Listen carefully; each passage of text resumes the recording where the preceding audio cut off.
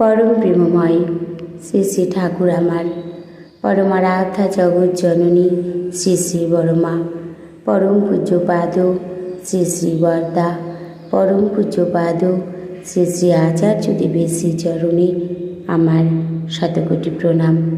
আমি শ্যামলী দেবনাথ, শ্যামার পরিবার চ্যানেলের সকল ভাই ও বোনেদের জানাই জয়গুরু ও ভালোবাসা। আমি শুরু করছি ইষ্ট প্রসঙ্গ আলোচনা। গুরুময় হলে জীবন গৌরবময় হয়ে ওঠে।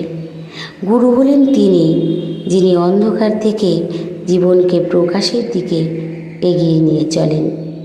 কিন্তু গুরু তখনই তাতে সমর্থ হন যখন আমরা সমর্পিত চিত্তে তার প্রতি আমাদের হাতটা বাড়িয়ে দিই। ক্লেশকে অবলীলায় উপেক্ষা করে যতক্ষণ পর্যন্ত না আমরা গুরুর প্রতি সম্যক সমর্পণ ও নির্ভরতায় উত্তীর্ণ হতে না পারি, ততক্ষণ পর্যন্ত গুরু আমাদের পারগতার শীর্ষে পৌঁছে দিতে পারেন না। বৃদ্ধির পথে আমাদের প্রধান বাধাই হচ্ছে আমাদের প্রবৃত্তি। তার ইচ্ছার বিরুদ্ধে বাধা হয়ে আমাদের ভ্রান্তি অভিমুখে চালিত করে। ঠাকুর বলেন, ধর্ম মূর্ত হয় আদর্শে, আদর্শে দীক্ষা নিয়ে আসে অনুরাগ, আর অনুরাগ থেকেই আসে বৃত্তি নিয়ন্ত্রণ। কারণ মানুষ যদি তার বৃত্তিতে নিয়ন্ত্রিত না হয়ে ওঠে তবে তার শক্তিকে এবং সে নিজেও বিপথে চালিত হবে। আমরা প্রতি মুহূর্তে শিখতে শিখতে চলেছি। জীবনের নানান সমস্যায় জর্জরিত হয়ে আমরা যখন পরম পূজ্যপাদ শ্রী শ্রী আচার্যদেবের কাছে এসে উপস্থিত হই, সেই সমস্যাকে তিনি নিজের মনে করে তার এক ব্যবহারিক সমাধান বাতলে দেন তিনি। আমরা সেই আশীর্বাদ মাথায় নিয়ে এগিয়ে চলি। ইষ্টের প্রতি একানুরক্তি আমাদের চলার পথ। আচার্যের মধ্যেই গুরু বিদ্যমান। আমাদের মন নানানভাবে আমাদের ভ্রান্তির পথে বিপদগামী করে, তাই একনিষ্ঠ হয়ে আচার্য নির্দেশ অনুসরণ আমাদের জীবনকে দীপ্ত করে তোলে। জীবন্ত আদর্শের প্রতি অনুরাগে নিজের বৃত্তিকে অস্বীকার করা প্রেমই যার কারণ, আর এই প্রেম থেকেই আসে প্রেরণা।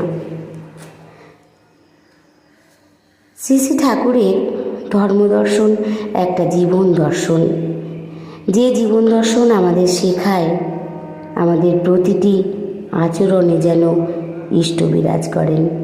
ধর্ম অনুচরণের ভিতর দিয়ে আমাদের বেঁচে ওঠা, বেড়ে ওঠা। তাই আমাদের প্রতিটি কর্মচেষ্টা যেন বর্ধনাকে আবাহন করে। কর্মটা করতে হবে ইষ্ট রাগে, চেতনাকে রাঙিয়ে নিয়ে। এর জন্য বর্তমান যুগ পুরুষোত্তমে আত্মনিবেদন চাই, কারণ বর্তমান পুরুষোত্তমের মধ্যে পূর্বতনরা জীবন্ত থাকেন। যুগোপযোগী পরিপূরণ নিয়ে পুরুষোত্তমে সমর্পিত হয়ে কীভাবে চলতে হয় সেই কৌশলটাই আমরা শিখি আচার্য সান্নিধ্যে। তাই আচার্য অনুভূতি চাই প্রাত্যহিক জীবনে ধর্ম পরিপালনে। আমরা ঠাকুরকে ভালোবাসি, তাকে ছাড়া আমাদের চলে না। তিনিও বোঝেন, তাই সন্তানের প্রতি তার দরদি আকুতি আমাদের আপদ শূন্য করে নিরাপদে রাখে। তিনি দেখতে চান আমরা সুস্থ আছি, সুখে আছি। তাই আসুন আমরা সকল সময় ইষ্ট নির্দেশ পালন করে চলব। জীবনে নানান রকম সমস্যায় আমরা যখন দিশাহারা হয়ে পড়ি, সেই সমস্যার সমাধান যখন আমরা করতে পারি না, তখন আমাদের যেতে হবে সেই পরম পূজ্যপাদ শ্রী শ্রী আচার্যদেবের কাছে। তার কাছে নিবেদন করলে তিনি সেই সমস্যার সমাধান দিয়ে দেন। আমরা শান্তি স্বস্তির নিঃশ্বাস নিয়ে ফিরি।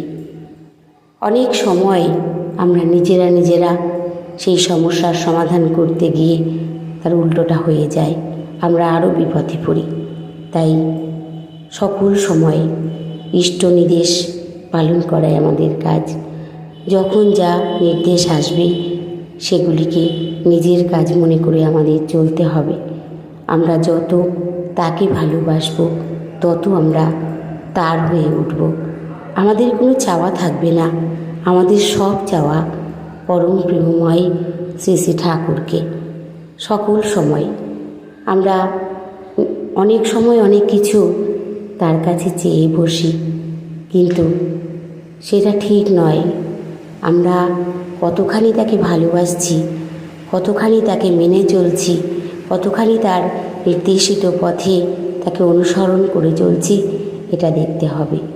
আমাদের মন যেন সদা সর্বদা তাকে নিয়ে ব্যস্ত থাকে।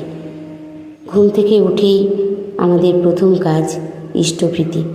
ইষ্টভীতি পাঠ করা, শতনুকা পাঠ করার সময় আমরা যে কথাগুলি আমরা পড়ি সেগুলিকে মাথায় রাখতে হবে। সারাটা দিন আমাদের চলা বলা আচরণ সব কিছু। আচার্যজি বলেছেন, আমাদের সাদা পোশাক দেখে অনেকে ভাববে যে আমরা ঠাকুর অনুকূল চন্দ্রের, সেটা হলে হবে না। সেই চলনে চলন নয়। সাদা পোশাক পরলেই যে আমার মনটাও সাদা হয়ে গেল তা নয়, কিন্তু আমার আচরণ, আমার চলা বলা, আমার ব্যবহার, আমার আচরণ কেমন হতে হবে সেটা ঠিক করতে হলে আমাদের পরম দয়াল শ্রী শ্রী ঠাকুর অনুকূল চন্দ্রের নির্দেশিত পথে চলতে হবে। আর যখন আমরা বুঝতে পারব যে ঠিক আমরা চলতে পারছি না, আমাদের মধ্যে কোনো সমস্যা তৈরি হয়েছে যেটা আমরা নিজেরা কখনোই ঠিক করতে পারবো না, তার জন্য জীবন্ত আদর্শ ঠাকুর আমার রেখে গেছেন, তার কাছে গিয়ে নিবেদন করলে আমরা সেই সমস্যার সমাধান পেয়ে যাব। তাই আসুন আমরা প্রত্যেকে তার হয়ে উঠি। তার কাছে একটাই চাওয়া থাকবে, ঠাকুর তুমি আমার।